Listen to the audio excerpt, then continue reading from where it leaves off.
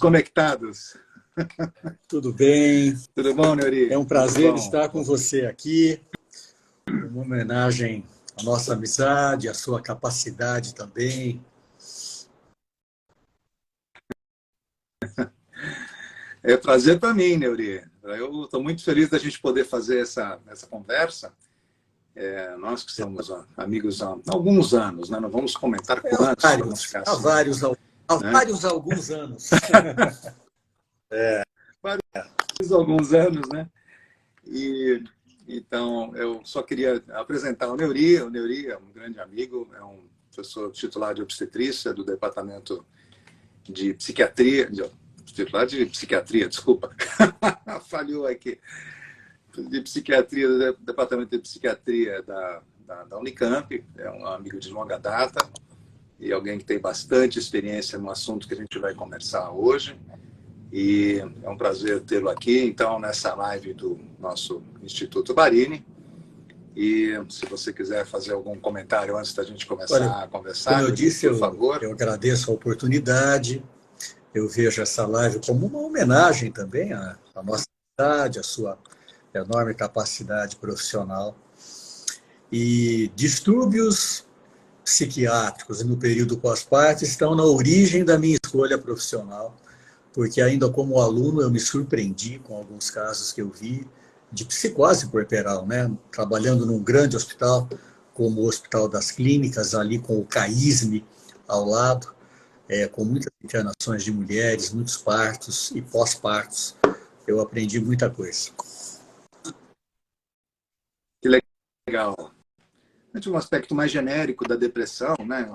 Qual que é a origem da depressão, o que seria a depressão. Acho que existe muito preconceito, muita desinformação, né? Acho que a gente tem que aproveitar uns minutinhos aí só para dar uma situada do que a gente está falando hoje, né? Não há dúvida. Depressão é um termo comum, né? Todos nós dizemos eu estou deprê, né? E nos dias de hoje, muitas pessoas têm dificuldade para diferenciar quando um problema deixa de ser o normal do dia a dia e passa a ser uma doença. É verdade que alguns casos são limítrofes e é difícil mesmo até para o psiquiatra. Mas eu poderia dizer que o que mais diferencia a depressão de uma depressão-doença, de uma tristeza comum, de uma tristeza da vida, é aquela sensação de que eu sou outra pessoa. Eu não me conheço mais, né? Não é só tristeza, porque nós temos uma noção do que é tristeza, né? Claro. Não é normal uma pessoa passar pela vida sem enfrentar tristeza. Agora, aquela sensação, isso está estranho, não sou mais eu. Não é a minha maneira usual de ser, de sentir, de encarar a vida, de reagir. Eu acho que podemos começar por aí. E outra, quando a gente está de baixo astral, isso talvez dura horas, um dia, dois, e passa, né? Quando eu me sinto mal na maior parte do tempo, por um período mínimo de 2 semanas, na maior parte do tempo. E isso tem um impacto na minha vida, naqueles papéis, naquelas atividades que eu costumo realizar. E isso também me faz sentir muito mal. A gente tem que pensar na probabilidade de uma doença chamada depressão. E a gente ouve muito falar, né, da depressão na gravidez, na depressão no pós-parto, especialmente, né, ou até na psicose pós-parto, que é uma coisa muito mais grave. Como é que a gente pode dizer assim, bom, e quais são as mulheres que a gente acha que vão desenvolver depressão? Quais são, sei lá, existem fatores de risco, fatores genéticos? O que predispõe a essa questão, Neuri? Bom, interessante que retomando a questão da tristeza, depois do pós-parto, né, passar por um período em que tudo fica um pouco mais difícil, né? Pela nova rotina, pelas preocupações que vêm em mente, falta de sono, cansaço. Então, isso ocorre em aproximadamente 60% das mulheres. Agora, os estudos populacionais mostram que de cada 100 mulheres que dão à luz, 10 já tem um quadro suficientemente grave, impactante, para a gente poder chamar de depressão pós-parto. Puxa vida, é bem mais significativo. Quem já teve depressão tem um risco maior de ter depressão após o parto. Quem já teve depressão. Quando há casos de depressão em familiares, também o risco é maior. E numa segunda gestação, o período pós-parto, depois de uma nova gestação de mulher que já teve depressão pós-parto, o risco também é maior. Tanto que é comum eu atender algumas pacientes que estão no período final da gravidez e marcam uma consulta comigo com muito receio de novamente terem uma depressão pós-parto. Porque a depressão pós-parto é um anticlímax, não é? E ainda sobre os riscos, muito já se estudou sobre questões relacionadas às adversidades da vida durante a gravidez, né? Aos fatores psicossociais como gravidez numa mãe que não tem parceiro, né? Uhum. Constante na vida, permanente, gravidez em adolescente, não é? Gravidez com alto risco obstétrico, tudo isso é fator de risco. Olha, no frigir dos ovos, alguns, mas o risco não é tão grande, porque nós às vezes atendemos mulheres em que tudo estava bem, tudo planejado, gravidez desejada, bom relacionamento entre ela e o companheiro, quarto da criança todo pronto, tudo legal. E depois de 3, 4 dias após o parto, começa um quadro grave de depressão. Então, é um anticlímax. Há fatores de risco e os mais fortes, repetindo, são antecedentes pessoais ou familiares de depressão. São os mais fortes. Os outros fatores psicossociais não têm tanto peso assim. Você sabe que eu tenho uma experiência de lidar com pacientes com bastante dificuldades reprodutivas, vamos dizer assim, ou pacientes que tendem a ter muitas perdas gestacionais, muitos abortamentos, ou dificuldades para conseguir engravidar, ou dificuldades para manter uma gravidez desde o início.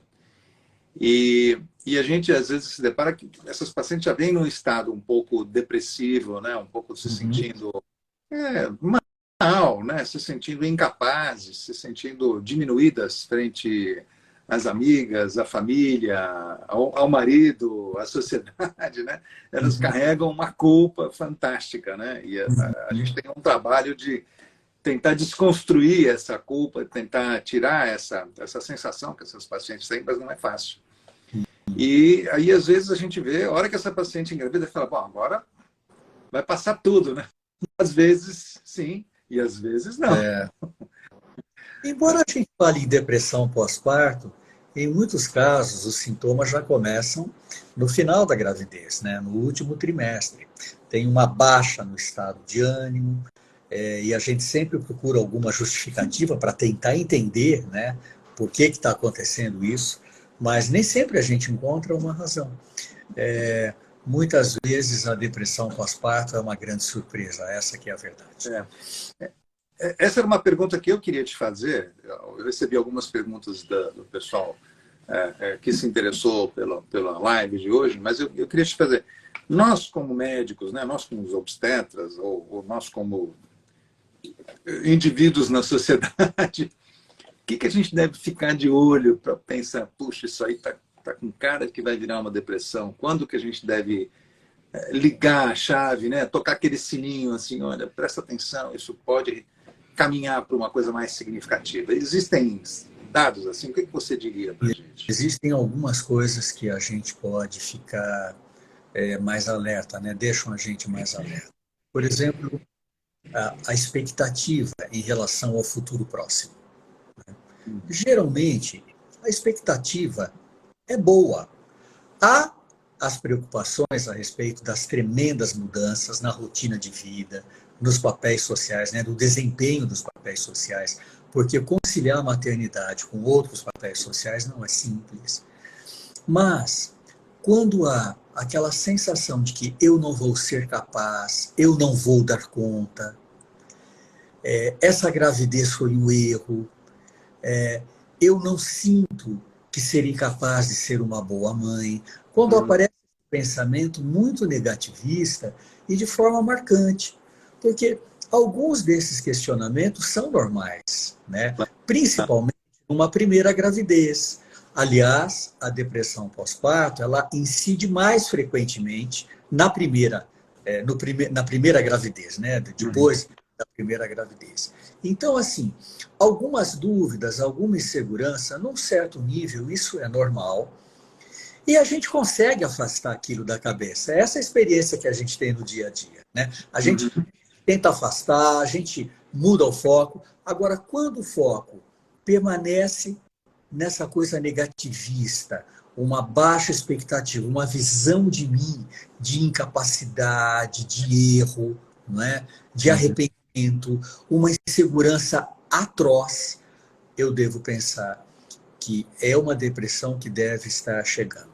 Às vezes também, o faces, né? O médico fala o faces, mas vamos falar uma linguagem mais do dia a dia, que é a fisionomia da pessoa, ela também fica mais pesada. Um pouco de mímica, né?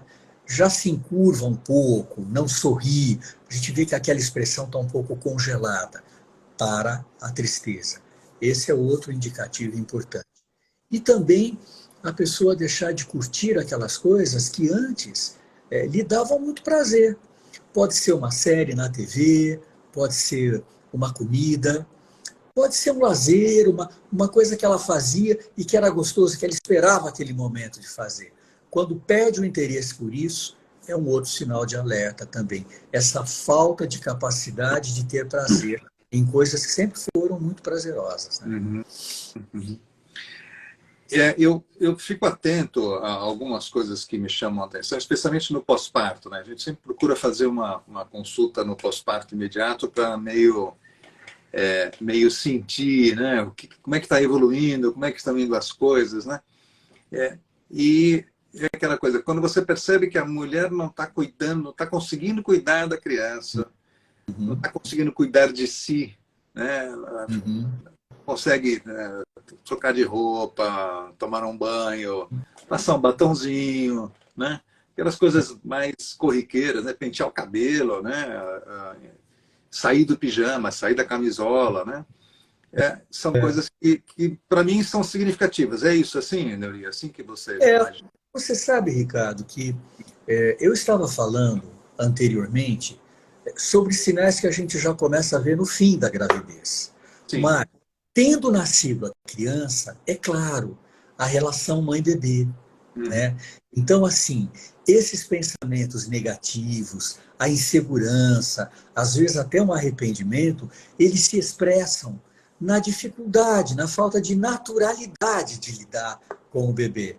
Lembrando que algum grau de insegurança é normal, né? Tanto que nós temos esse costume cultural de mulheres mais velhas, ou então de uma amiga que já teve filho, ajuda um pouco no começo. Né? Olha, é assim que faz. E aí, a nova mamãe vai fazendo, engrena.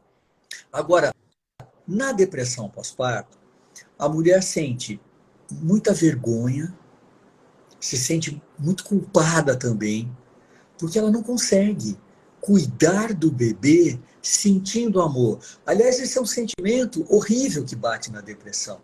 Essa incapacidade de sentir amor, né? A vovó olha para os netinhos, procura dentro dela, mas cadê o amor? Cadê a emoção? Ela não sente mais, ela está vazia. E assim é uma mulher com depressão pós-parto. A relação com o bebê fica muito prejudicada. E há situações dramáticas, Ricardo, em que a relação da mãe com o bebê fica até perigosa, porque podem surgir ideias delirantes, e aí há muitas complicações, há risco para o bebê, há risco para a própria mãe.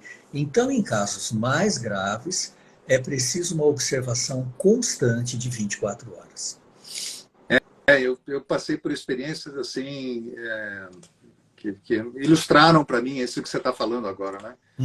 A paciente, de repente, se pegar com o filho no tanque, lavando a criança no tanque, e a família inteira, nossa, o que está acontecendo? O que está acontecendo? E, de repente, pique, falei, não, peraí, isso aí tá bom.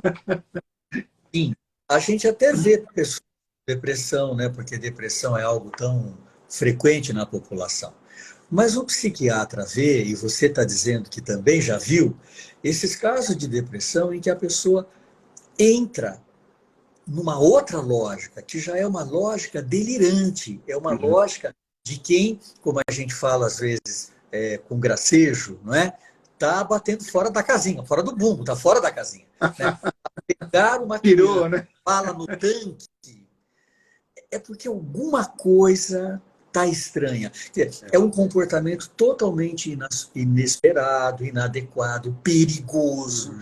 E para a mulher com depressão, ela já está delirante, ela já não está avaliando bem a realidade. Aliás, essa é uma outra coisa que o psiquiatra examina muito, né? Teste de realidade. Essa pessoa está conectada com a realidade, ela é capaz de avaliar adequadamente o ambiente e reagir adequadamente diante dos estímulos, né? Uhum. Nesse exemplo que você deu, provavelmente essa mulher já está indo para uma situação psicótica. E o Sim, que define psicose? É a perda de contato com a realidade, né? É o julgamento delirante. é a desconexão, né? Fez o É a clique. desconexão, né? Quer dizer, o meu eu tradicional não está aqui. Entrou um outro eu, uma outra história, um outro medo, né? Uma outra teoria de mundo a respeito de mim, a respeito dessa criança que está aqui nas minhas mãos. Aí nós já vamos para um mundo delirante e perigoso para a segurança do bebê e para a segurança da mulher também. Agora, uma questão que chegou para mim bastante, aí, entendo, em forma de perguntas, antes da gente conseguir iniciar essa conversa com você, é, diz respeito a pessoas que já fazem uso de medicamentos, né? Antidepressivos, mais especificamente os antidepressivos, que é uma coisa bastante frequente hoje em dia, né? Tanto nessa população que eu atendo, especialmente por já ter aí toda uma carga emocional, toda uma questão, Uhum. algumas delas já estão com tratamento antidepressivo e tal, e aí fica aquela dúvida, eu posso manter o tratamento na gravidez? Esse tratamento vai se configurar com um risco de que meu filho ou minha filha vai ter algum problema lá no futuro, né? Vai nascer precisando da medicação. Como é que a gente vê isso aí, Neuri? Vamos ampliar um pouco essa questão. Nós Tá. temos três situações dilemáticas, tanto para o obstetra, quanto para o psiquiatra, quanto para a mulher e seu parceiro. Uhum. A primeira situação é, já está tomando medicamentos porque tem um transtorno psiquiátrico e quer engravidar. O Uhum. que é a segunda situação? A gravidez chegou de surpresa no momento em que eu já estou tomando medicamento. Uhum. E terceira situação, começou a gravidez, depois de 1, 2 semanas, pá, bate uma depressão. Então, são três situações difíceis, não é? No primeiro caso, alguém que já faz tratamento psiquiátrico, no caso, por exemplo, de transtorno afetivo bipolar. Nós temos alguns medicamentos usados na prevenção do transtorno bipolar que conhecidamente provocam malformações. Uhum. São teratogênicos, é esse palavrão que a gente usa. Bom, então nós temos que substituir esses medicamentos. Para dar dois exemplos, carbonato de lítio e ácido valproico. Então, não dá para engravidar tomando esses medicamentos. Porém, se a pessoa tem um transtorno afetivo bipolar, ninguém quer que ela tenha uma crise ou de depressão ou de uma euforia exagerada no início da gravidez. Isso. Então a gente substitui esses medicamentos perigosos por outros que têm a capacidade de estabilizar o humor e que são menos perigosos. Olha o que eu falei, menos perigosos. Porque nenhum é 100% seguro, nenhum. Até Uhum. por falta de dados confiáveis. Segunda situação, começou a gravidez e chega uma depressão. Bom, se a depressão tem uma gravidade até um nível mediano, a gente começa tratamento com uma psicoterapia. Uhum. Pensando em resultados e sintomas, é uma terapia cognitivo-comportamental. Uhum. Agora, se a gravidade passar daquilo que o psiquiatra considera moderada, aí já é obrigatório o uso de um antidepressivo. E entre os antidepressivos, nós temos aqueles com maior documentação, no sentido de serem mais seguros. Então, nós temos 2 ou 3 opções que nós escolhemos e, tanto quanto sabemos, não são perigosos para o bebê. Uhum. Né? Então, assim, essas situações, elas precisam ser ponderadas, geralmente entre médico, paciente, com a participação também do companheiro, da companheira, né? Para que a gente possa tomar uma decisão bem consciente, né? Pesar os riscos, mas também os benefícios de um antidepressivo, né? A necessidade de um antidepressivo. Então, transtorno psiquiátrico grave, dá para mexer na medicação, parar é perigoso, né? Gravidez que depressão que incide na gravidez, aí a gente tem que pensar no menos perigoso. E outra coisa também, estou tomando um medicamento, engravidei, e agora? A gente tem que ponderar se o medicamento tomado, que está sendo tomado, é seguro, principalmente quando o bebê está se formando. Né? Uhum. No primeiro, principalmente. Depois do primeiro trimestre, é menos perigoso. Envolve ainda alguns riscos obstétricos e também logo depois do parto do bebê, mas são riscos mais baixos, então não é algo tão perigoso. Se o quadro psiquiátrico for grave, a gente tem que medicar.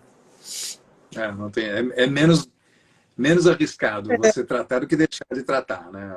E já que estamos falando nisso, a amamentação também, né? 95% dos medicamentos psiquiátricos podem ser mantidos durante o aleitamento, passam muito pouco para o leite materno.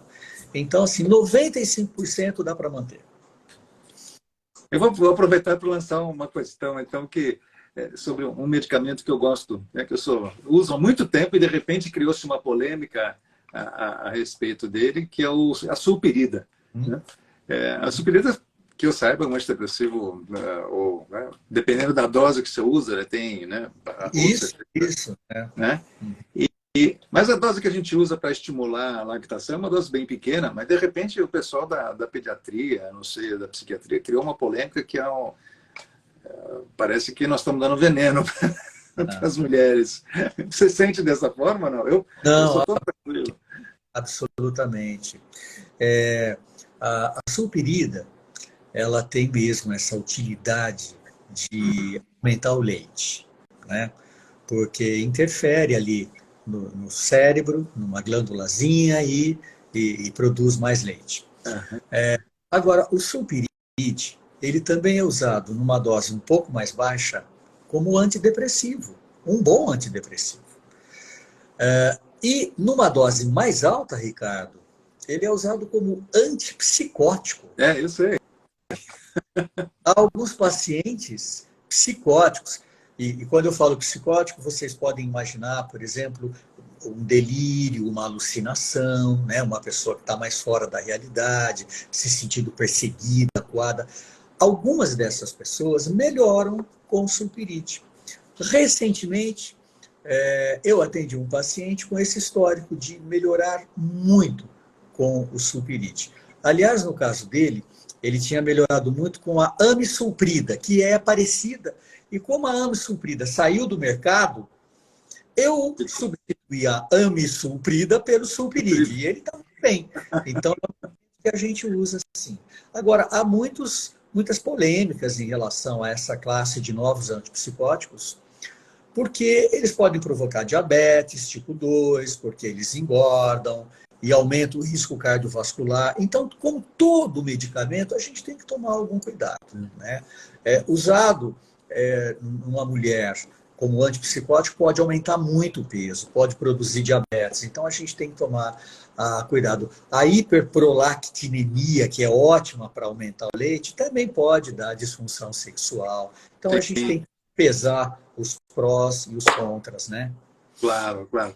Mas é interessante essa questão, porque eu lembro relatos de pacientes para quem eu dei o sulpiride, e que elas estavam com algum grau de depressão não muito significativo, que elas voltavam e falavam assim, nossa, mas eu estou tão bem com esse remédio.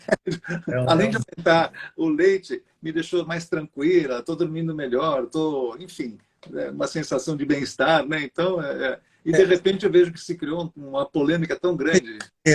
Há certos medicamentos antigos que são assim como o Fusca, né? Como o Volkswagen. É popular, já está antigo, mas chega lá, é confiável.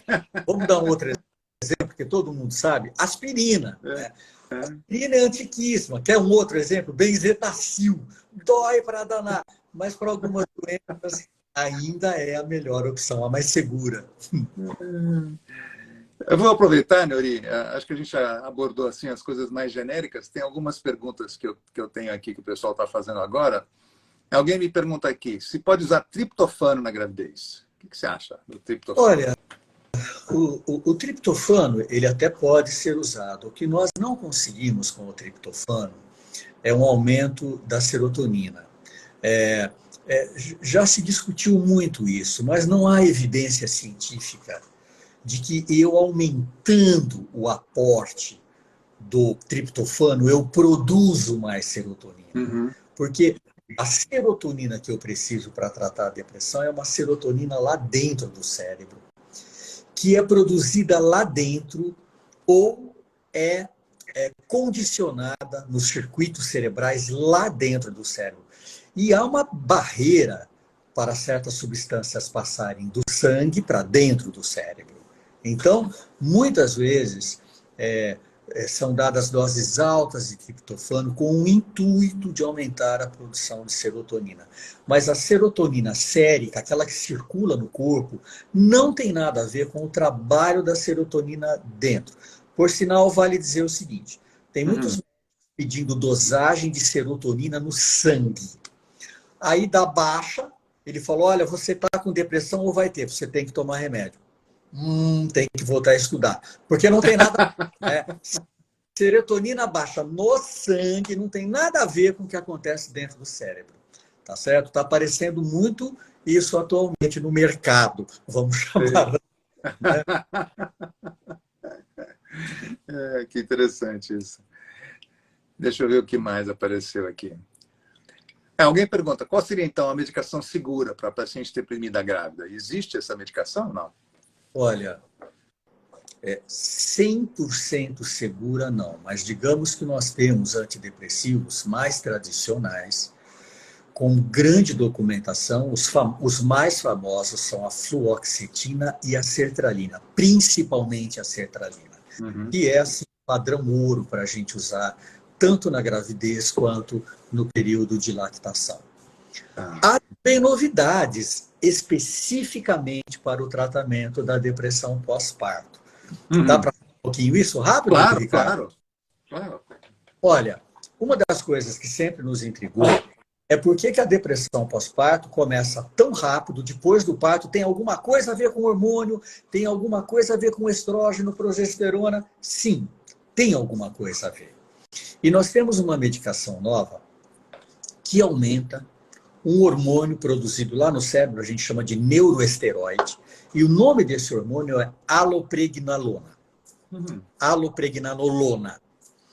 E há hoje um medicamento usado para aumentar a dose desse neuroesteroide, que cai abruptamente depois que a mulher dá à luz. Então, no final da gravidez, esse hormônio vai subindo, junto com os estrógenos, de uma maneira geral. E quando a mulher dá à luz, cai de repente. Então, esse novo medicamento, ele mantém os circuitos ativados pela alopregnanolona. Só que esse novo medicamento já foi aprovado pelo FDA em 2019, ele custa muito caro. Só a medicação custa $30 mil, o que dá em reais 150 mil. Nem as seguradoras norte-americanas estão pagando. E é um medicamento chato, porque tem que ser endovenoso por 60 horas contínuas, em ambiente seguro. Mas por que eu estou falando isso para vocês? Se é tão caro, porque abriu um novo caminho. Porque você sabe em quanto tempo que a mulher melhora da depressão, Ricardo? Depois de 3 dias. Então é genial. Bom, E já tem uma novidade que vai chegar no Brasil em poucos meses, que é a zuranolona via oral. Também aumenta esse hormônio, a ação desse hormônio, alopregnanolona, que toma durante 14 dias uma dose por dia e também já melhora ao final de uma semana. É uma boa novidade e não vai ser tão cara quanto esse outro que eu falei. Custa $30.000. É, alguma coisa menos do que $30.000. Mas essas novidades, quando elas saem, são muito caras. E a gente tem que ter um pouquinho de esperança, é um pouco como o telefone celular. Antigamente era muito caro, hoje a coisa já melhorou, todo mundo pode comprar um telefone. Então, qual é a novidade dessas drogas? É um novo caminho, porque os antidepressivos até agora eles aumentam serotonina, adrenalina, dopamina, e esse novo medicamento que eu estou citando é uma outra via, é um neurotransmissor chamado GABA, lá dentro do cérebro. É uma outra via. Novas pesquisas, novidade para a depressão em geral, não só para a depressão pós-parto, porque esses medicamentos também estão sendo testados para pessoas deprimidas, independentemente da condição corporal. Isso teria a ver com a gabalina, a pré-gabalina ou não? Não, tem a ver com o GABA mesmo, o ácido gama-aminobutírico. Porque o GABA, ele também é um grande regulador no nosso cérebro, como a serotonina. Né? O nosso cérebro ele é rico em sinapses movidas à serotonina e ao ácido gama-aminobutírico, o GABA. Então, eu acho que é interessante, Ricardo, porque durante muito tempo a psiquiatria ficou sem novidades, sem novas vias bioquímicas para tratar transtornos mentais graves. Mas agora nós estamos tendo uma janela de oportunidades, então, em poucos anos a gente vai ter isso disponível num preço possível atualmente. Que bom. Deixa eu ver se tem alguma pergunta a mais que a gente possa... Alguém está perguntando se o Neosine poderia ser usado para insônia associada à sertralina, né? Se já é seguro desde o início da gravidez. O Neosine é uma das medicações que a gente pode usar para ajudar a dormir. Hoje a insônia é um tremendo problema. É uma das queixas mais frequentes em consultório de psiquiatra. Né? Só que seria tema para uma outra live. As pessoas fazem muitas coisas para não dormir bem à noite. E aí elas querem um remédio que faça mágica, que as apague. Mas isso é muito perigoso, né? Vide Michael Jackson, por exemplo. Eu quero dormir a qualquer custo. Então, os medicamentos para dormir, eles são perigosos, eles viciam, eles, no médio e no longo prazo, dão efeitos colaterais importantes. Agora, especificamente em relação ao Neosine, sim, em baixa dose, ele pode ser usado durante a gravidez. Exatamente porque ele é muito conhecido, é medicação antiquíssima, já tem uns 70 anos no mercado, então a gente conhece muito sobre a droga. Né? A gente prefere usar durante a gravidez e durante o período de lactação drogas mais antigas, porque elas são mais conhecidas, há mais documentação em relação a elas. Alguém perguntou uma coisinha rápida só sobre se o escitalopram também estaria junto, mais ou menos perto. Então, aí. O escitalopram ele é relativamente mais jovem quando a gente o compara com sertralina, fluoxetina, mas sim, ele parece ser muito seguro. De resto, o grande sucesso do escitalopram, hoje ele é o antidepressivo mais prescrito nas principais economias, é porque ele dá pouco efeito colateral. Dá pouco efeito colateral comparado aos outros antidepressivos. Não quer dizer que não dê efeitos colaterais. Mas sim, hoje o escitalopram também é uma opção que pode ser usada durante a gravidez.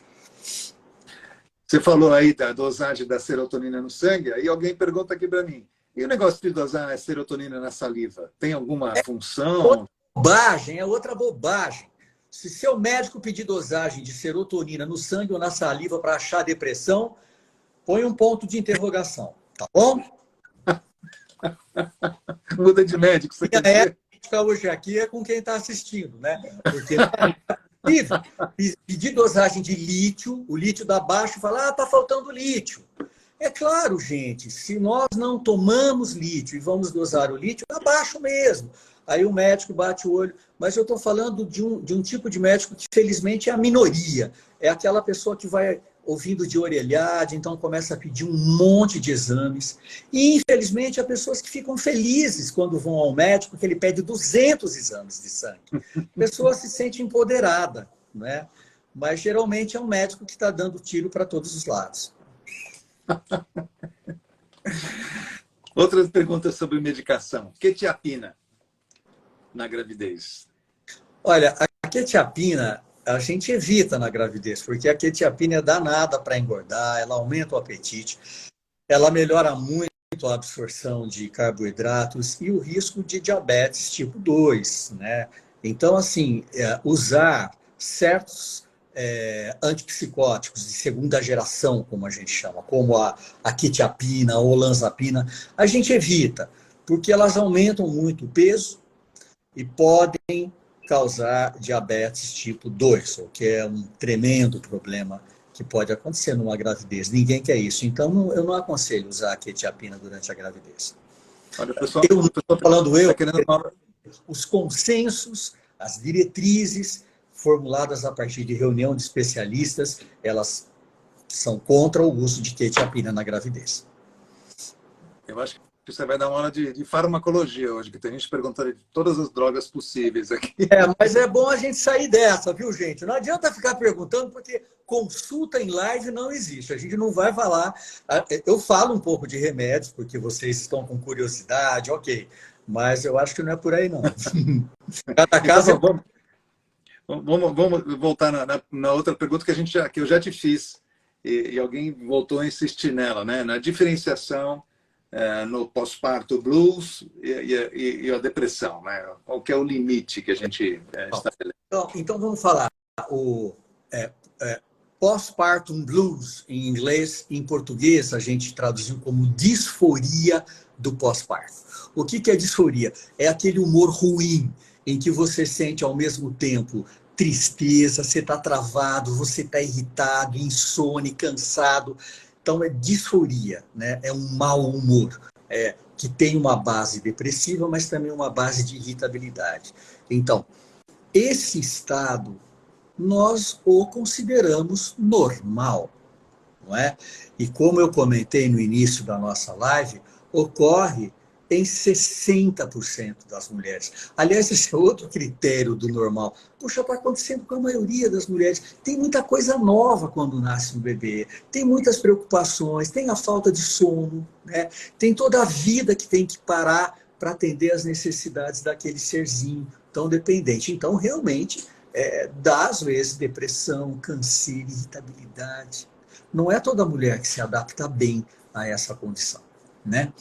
Agora, de cada 100 mulheres, 10 têm um quadro mais grave, com sintomas depressivos, que configuram o que nós chamamos de depressão. Depressão doença, não depressão como um sintoma, como um sentimento normal. E a depressão doença, o que diferencia? Mal a maior parte do tempo. A pessoa se olha no espelho e fala, o que está acontecendo? Não era assim. Será que eu estou ficando louco? Né? Não é só tristeza, é um vazio, é um desespero, é uma incapacidade de ser mãe. Eu olho para essa criança e não sinto nada. Ai, meu Deus, eu estou sentindo até raiva. Por que eu engravidei? E é uma pessoa que há um mês atrás estava de bem com a gravidez e com a ideia de ser mãe.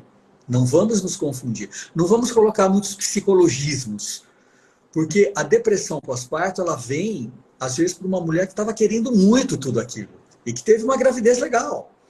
Por isso que eu falo que é um anticlímax. Por isso me assustou tanto quando eu era aluno de medicina. E falei, nossa, psiquiatria, olha só, o que é isso? Né? Porque eu acompanhei o tratamento de uma grávida, ela estava psicótica. E estava tudo bem na casa dela. Havia um quarto lindo esperando os bebês. E ela internada ali com a gente, uma situação muito difícil, né? Muito dramática. Então, quando dura, quando impede a mulher de exercer aquela função materna, que é uma coisa natural para a maioria das mulheres. Para algumas também não, é um aprendizagem, né? Aprendizagem. Não é toda mulher que olha para o bebê e ama o bebê. Isso às vezes tem que ser aprendido, vem com o tempo, né? Porque, de alguma maneira, amor também é um exercício que a gente faz, né? Não vem de graça, né? O que vem de Uhum. graça é a paixão. O amor não, ele tem que ser trabalhado, é com o tempo, né? Tanto que já se falou muito sobre isso na década de 70, né? O mito do amor materno imediato, Uhum. né? Bom, ok, mas sem devagar. Apetite alterado, falta de sono, pensamentos terríveis sobre o futuro com aquela criança, não é? Incapacidade de se aproximar da criança, culpa, vergonha, incapacidade. Isso já não é o blue, isso já não é aquela tristeza normal. Precisa de uma atenção, eu diria que imediata de psiquiatra. Eu diria que quando está nesse nível, com todo respeito aos colegas da psicologia, mas quando está nesse nível, no pós-parto, é grave. Precisa ir direto para um psiquiatra, porque, via de regra, precisa sim de medicação. Uma coisa que eu acho que deve ficar na cabeça de todo mundo, né? Tem cura? Existe Claro, pode ter uma cura? claro que tem. Depressão tem cura. Agora, há uma pequena porcentagem de depressão que se cronifica? Sim, infelizmente. Que a gente faz de tudo, que a gente combina medicamentos, que a gente usa tratamentos biológicos não farmacológicos, quer dizer, não remédios, com estimulação magnética, eletroconvulsoterapia, escetamina. Há muitos recursos novos hoje. E ainda assim a pessoa não sai da depressão. Mas isso é uma minoria. Na grande maioria das vezes, a depressão tem cura. Agora, não vamos confundir. Há pessoas que, depois de terem tido uma depressão, vão ter a segunda, a terceira, a enésima. E nesses casos, recomenda-se manter o antidepressivo num caráter de prevenção. E diminui realmente a recorrência, novos episódios de depressão. Porque tem gente que tem um quadro clínico que nós chamamos de depressão recorrente. O que é recorrente? É aquela que vem de tempo em tempo, né? Então, nesses casos, deve-se até manter o medicamento na tentativa de se evitar uma nova fase de depressão. Mas sim, tem cura, né? Só que nem sempre a gente consegue com o primeiro antidepressivo. Como a depressão é um problema muito frequente, hoje a gente tem muitos números confiáveis, né? De cada 3 pessoas, uma melhora ao usar o primeiro antidepressivo em dose adequada por um tempo mínimo. Pessoas com depressão grave, eu não estou falando da tristeza, obviamente. De cada 3, uma melhora com o primeiro antidepressivo. Agora, para a gente ter 2 que melhoram, e isso em medicina é muito bom, porque dá 66% de melhora, nós às vezes precisamos de uma segunda opção, de uma terceira opção.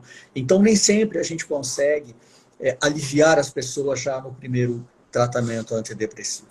Mas nós temos uma chance de 66% de melhora depois de 2 ou 3 antidepressivos. Agora, como a gente é psiquiatra, a gente acaba atendendo pessoas que já estão deprimidas há 1 ano, 2 anos, já tomaram muitos remédios, não melhoram. Aí é outra conversa. Porque trata-se de um grupo que nós falamos depressão refratária aos tratamentos usuais. Aí realmente exige mais estudo, uma parceria muito grande entre o psiquiatra e a família, não só o paciente, porque nós temos que fazer combinações, várias tentativas dentro de uma lógica, dentro de um algoritmo, digamos assim. Então, isso é mais para o autoespecialista em depressão. Vamos te fazer uma pergunta assim. Para uma mulher que estava tudo bem, que nunca teve nada, e de repente fez uma depressão pós-parto, ou final da gravidez ou pós-parto. Em geral, quanto tempo que se demora para se sair do quadro depressivo? Olha, para um antidepressivo começar a fazer efeito, em média, 2 semanas. Uhum. Eu diria, correndo tudo bem, tomando o antidepressivo direitinho, a partir de 2 semanas ela já está bem melhor. E ao final de 3 semanas, 1 mês, a vida está normal, né? Como eu disse no início, eu tenho uma experiência relativamente grande em acompanhar mulheres com depressão pós-parto. Porque cresci ali no Hospital das Clínicas, vizinho ao CAISM, que sempre foi a casa também do Barini, lá na Unicamp. Então, vi muitos casos. E também acabei vendo muitos casos no consultório, em parceria com colegas, muitas vezes em parceria com o Ricardo. Então, a gente acaba vendo que tem jeito, né? Mas precisa correr, precisa tomar remédio, e tem que ter aquele feeling da família que olha e fala, não, isso não é mais normal. Porque, às vezes, a decisão de procurar um psiquiatra é difícil, né? É difícil para a família, para a mulher falar, puxa vida, eu estou aqui com um bebê pequenininho, uma semana, 10 dias depois do parto, eu vou ter que ir a um psiquiatra. Sim, se o caso estiver com essa seriedade que eu tenho falado, é preciso ir a um psiquiatra. Interessante, porque a gente tem essa... Eu tinha uma noção que era mais... A questão da cura da depressão pós-parto, ela não fosse tão palpável, assim, Sim, que fosse uma coisa sim. eficaz, Aliás, meio recorrente, ou, claro, que tem os casos que são recorrentes, como você já colocou. Mas pelo que você está falando, a maioria você consegue tirar da a medicação. depressão pós-parto, ela é sintomatologicamente uma depressão como as outras que a gente vê.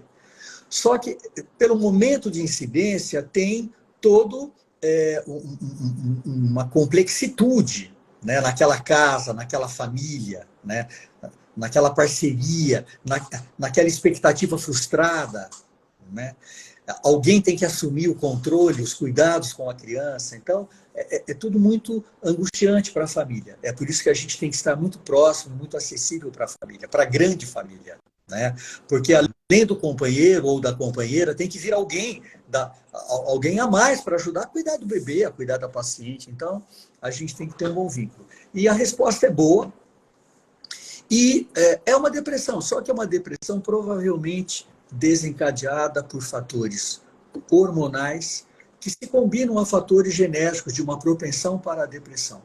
De fato, gente, quando se pesquisa rede de apoio, qualidade da relação afetiva, tudo isso não aparece como forte fator de risco. É que a gente tende a procurar teorias para justificar a depressão. Mas, às vezes, nós não conseguimos justificar a depressão, porque a depressão ela também tem uma base biológica forte. Então, há pessoas que chegam ao consultório e falam, doutor, porque eu estou assim, eu estou no melhor momento da minha vida. Né? Eu amo meu companheiro, minha companheira, os meus filhos não me dão trabalho, eu faço profissionalmente o que eu gosto, por que eu estou assim? Provavelmente porque é uma forte propensão biológica. E a depressão pode pegar qualquer pessoa. A depressão não pega só os fracos. Né? A depressão incide em pessoas otimistas, obreiras. Tanto que de tempo em tempo a gente ouve falar que alguém está com depressão. Alguém que é brilhante, que é admirado, que sempre foi muito ativo. Né? Eu quero te fazer uma pergunta de situações assim que não são tanto da depressão pós-parto, quando a gente tem o bebê, que tem lá uma criança, mas nas situações mais dramáticas, né? É aquela mulher que perde uma gravidez ou que tem uma morte neonatal. Existe uma incidência maior de depressão mesmo, não de tristeza, porque tristeza é mais ou menos esperado. Né? Aliás, Ricardo, a sua pergunta ela é muito interessante, até no sentido da teoria do conhecimento, né, da epistemologia. Né? Quando nós vamos num catálogo de doenças e nos inteiramos dos critérios diagnósticos para a depressão, a gente lê aquilo e fala, ok, entendi. Uhum. Na prática, algumas situações de vida deixam até o melhor dos profissionais em dúvida. E você deu um exemplo, um luto grave. Né? Um luto grave, muito sentido, ele é uma depressão. Só que aí entra o bom senso do avaliador. Não é? Precisa medicar ou não? Porque nós não vamos ficar dando remédio para todo mundo que perde alguém querido, ou por falecimento, né? Ou pelo rompimento de uma relação amorosa. Né? As pessoas pedem remédio. Às vezes as pessoas chegam pedindo remédio porque a dor é intensa. Ok, a gente até pode usar alguns medicamentos para diminuir o desespero, a dor. De resto, a gente usa, a gente ajuda, a gente não nega ajuda. Mas nós temos que entender que o processo de luto por uma perda, ele tem o seu caminho. Ele precisa do trabalho do tempo. Né? Então, tristeza é coisa que, para a gente digerir, precisa do tempo. Mas a geração atual, né, muito imediatista, todo mundo quer uma solução muito rápida, procura muito medicamento. Agora, de fato, uma grande tristeza pode evoluir para uma depressão? Sim. Porque eu, como médico, psiquiatra, atendo muitas pessoas em luto. E eu não as medico imediatamente. Eu as vejo mais uma, mais duas, mais três, mais 4 vezes. Porque na minha especialidade, nós não só medicamos, mas nós nos relacionamos. A gente faz uma psicoterapia de crise. Às vezes as pessoas, no final de uma primeira consulta, falam: doutor, eu posso voltar na semana que vem para conversar com o senhor? E nessas situações de crise, eu dou um jeito na gente e falo: sim, vamos. Agora, quando a gente vê que o processo se arrasta, a pessoa não consegue sair daquele luto, já faz 4 meses, e ela está de um jeito muito parecido ao que estava no primeiro mês. Olha o tempo, olha a análise do caso ao longo do tempo. Aí a gente já começa a pensar: será que essa pessoa não melhoraria com o antidepressivo? Então aí, Ricardo, na dúvida, eu uso o antidepressivo, porque já passou um tempo e o meu raciocínio clínico mudou.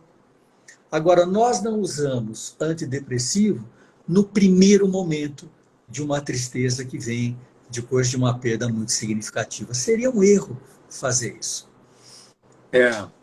A gente vê muita gente pedindo, né, medicamento para né, situações de morte de alguém querido, ou essas situações dramáticas que você está contando, né? Você já deve ter tido oportunidade, eu também. Olha, o dia que inventarem um remédio que é bom para tudo e que não dá nenhum problema, eu também quero tomar. Eu vou ser o primeiro. Estamos na fila, né? Claro, claro. Esse é talvez um dos ideais, né, que possamos quimicamente atingir o nirvana, mas um nirvana com segurança, né? Que eu volto para o mundo para trabalhar e entro para o nirvana de novo, e aí eu tomo outro para acordar, e tomo outro para prestar mais atenção, e tomo outro para transar, e tomo outro para dormir de novo. Bom, um dia a gente vai ter essa felicidade química nos coordenando, né? Um grande Deus farmacológico dizendo assim: sejam felizes. A gente procura isso há muitos séculos e não está encontrando. Novo, né? Do Huxley. Nuri, olha, acho que essa conversa foi super legal. Eu fiquei super contente da gente poder trocar tantas ideias. Acho que você realmente tem uma facilidade para colocar essas questões que são tão difíceis da gente discutir, né? Discutir depressão sempre é uma coisa que, nossa, né? Nós vamos falar de depressão. E aí, né? Você fala na palavra, às vezes até na consulta, você acha que o marido vai olhar para a mulher assim: não, o que está acontecendo, né? Ou vice-versa, né? E então, mas acho que você coloca isso de um jeito tão suave, tão delicado, que realmente ajuda a gente a repensar e como colocar isso na prática clínica, né? Como abordar essas questões no nosso dia a dia. Porque, como você falou, puxa, você me colocou um número que me preocupou. Eu estou deixando de fazer diagnóstico, certamente, porque essa porcentagem de 10% realmente é mais significativa do que a gente imaginava, pelo menos eu. Então, vamos fazer uma ponderação. Uhum. Esses 10% eles são resultantes de estudos epidemiológicos que usam critérios diagnósticos, preenchem critérios. E como eu disse há pouco em relação à situação de luto, preencher critérios não significa doença.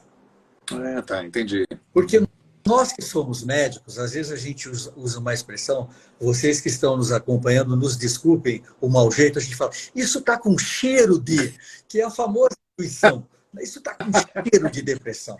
Isso daí não está parecendo ser só uma tristeza. Então, a pessoa pode preencher critérios, mas a gente olha para a pessoa e fala: não, ela vai bem, ela vai sair dessa. Agora, às vezes a pessoa está na sala de espera e no trecho que ela caminha da sala ao consultório, a gente fala: essa pessoa está com depressão. É alguma coisa da aparência, do modo de andar, é o olhar, né? A gente, um certo descuido muito sutil na maneira de se vestir, de se arrumar. Muito sutil, muito sutil. A gente fala, essa pessoa está deprimida. Né? A maneira como nós a surpreendemos sentada na sala, a direção do olhar, o olhar perdido. Então, tudo isso nos dá dica de que é uma depressão, provavelmente. Então, isso que você falou, pô, será que eu estou perdendo diagnósticos de depressão pós-parto? Ricardo, provavelmente não. Eu te conheço muito bem. Provavelmente não. Mas é que os estudos epidemiológicos, às vezes, eles inflam um pouco o número. Né? Tem uma situação que eu sempre brinco, numa pesquisa internacional, transcultural, o Brasil apareceu como o país mais ansioso do mundo. O que eu duvido, provavelmente o brasileiro responde mais sim para as perguntas que são feitas. Dói aqui, dói ali. Você, sim, sim, sim. Né? Então, eu duvido que sejamos o povo mais ansioso do planeta. Mas, às vezes, há esses equívocos em algumas pesquisas epidemiológicas. E o clínico que está lá no consultório fala, não, mas eu não estou vendo isso. O que eu vejo aqui na minha experiência clínica é diferente desse número. Eu acho que é por isso, Ricardo, que há esse descompasso. Bom, tomara que seja isso, que eu não esteja bobeando com quem precisa de tratamento, né? A gente sempre procura ficar atento, né?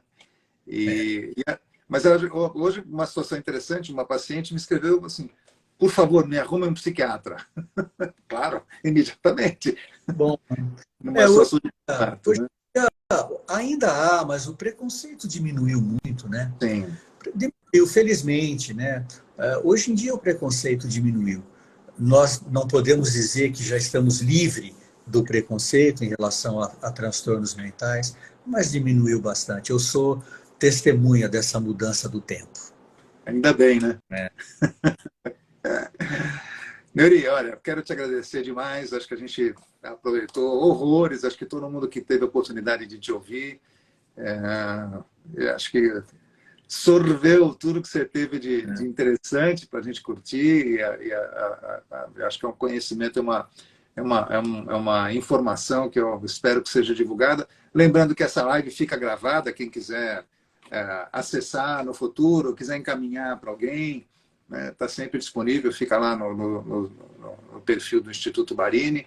Então, eu acho que só tenho te agradecer por você ter nos dado essa oportunidade de falar sobre esse assunto. Espero que no futuro a gente conte com você de novo, para novas conversas. Ricardo, foi muito legal conversar com você, é prazeroso, é uma homenagem à nossa amizade, né, às nossas profissões, né, que se irmanam a gineco-obstetrícia com a psiquiatria. E eu também queria agradecer a todo mundo que está nos acompanhando. Às vezes eu bato o olho aí nas letrinhas e eu vejo, Ricardo, que tem bastante ex-alunos nossos, que hoje são colegas médicos. Então, eu queria agradecer a todo esse pessoal, tá bom? Que bom. E a você em especial, Ricardo. A você também. Gente, olha, um abração a todos, uma boa noite. Fica aqui nosso abraço sincero a todos e desejos de boa vida. É isso aí. Boa noite, bom dia para todos. Tchau, tchau. Bom dia.